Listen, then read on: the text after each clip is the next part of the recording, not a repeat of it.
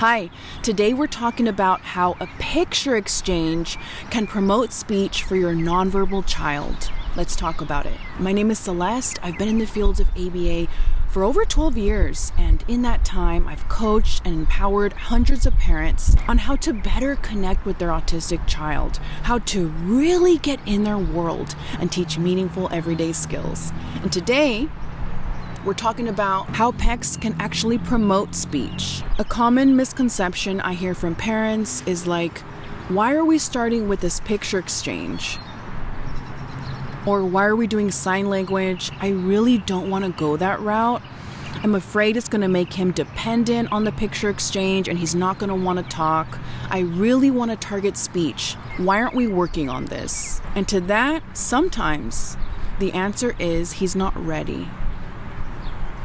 There are certain readiness or prerequisite skills that as a clinician I look for. Some of those include imitation, like is he copying movements on instruction, like on command consistently? And if he's not, then we're not going to be able to directly target speech. The picture exchange, what we're talking about today, PECS. PECS is actually an acronym. Let's put it right here, okay? PECS stands for Picture Exchange Communication System. What is PECS, okay? PECS is basically when the child exchanges a picture to get their needs met. Let's give an example, okay? You're folding the laundry in your room and your child feels hungry, but they can't vocally tell you. So they locate their PECS binder, they find it, open the book, flip through it, find a picture of Cheetos, rip it off, walk over to you in the bedroom and give it to you. And you take it from them and you say, Cheetos, okay, let's go. And then you go serve them some Cheetos in the kitchen, okay? So the end goal of PECS, it really includes a multi-step process. It's really the motivation. It's the travel to the book. It's the scanning of pictures and identifying what he or she really does want. It's the ripping off and then traveling back to and exchanging it, okay? And you may be working on this in ABA or speech therapy already. Now let's talk about how this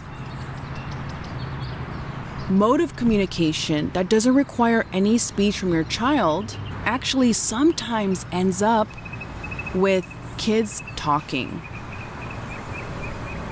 How? And the answer is, it's in the vocal label. So in that example, when he gave you the icon, you took it and you said, Cheetos. Okay, let's go get some Cheetos. And sometimes, if your child is able to copy words after you say it, you see the child start to vocalize the word after you say it. This is why it is so important to vocally label the icon after you receive it when teaching PECS. This is a step that oftentimes gets overlooked or parents forget to put in that vocal label, but it is vital. It's a vital piece within PECS. And why does this work? This works because our nonverbal learners are excellent at identifying patterns. So if you as a parent are really consistent with vocally labeling the PECS icon after every exchange throughout the day, they give you a Cheeto icon and you vocally label Cheetos. Or they give you an M&M's icon and you vocally label M&M's. Or they give you a picture of their backyard and you take it and you say outside. Your child is going to learn the new pattern. When I exchange an icon to mom or dad, they take it and they vocally label it. And for a lot of learners, this is where speech starts coming out within PECS. This is why we should not be afraid of teaching alternative modes of communication that don't require speech on behalf of the child. It's because a lot of the times the learning comes along the way, and a lot of the times they may not be ready to teach direct speech, but when you start with something low impact like PECS, it's almost a little bit too easy. The momentum gets started. The child starts having these small consistent wins throughout the day. These days turn into weeks, and these weeks turn into months. And when the child has this momentum with PECS, and they can consistently rely that this means of communication gets my needs met, that is a powerful thing.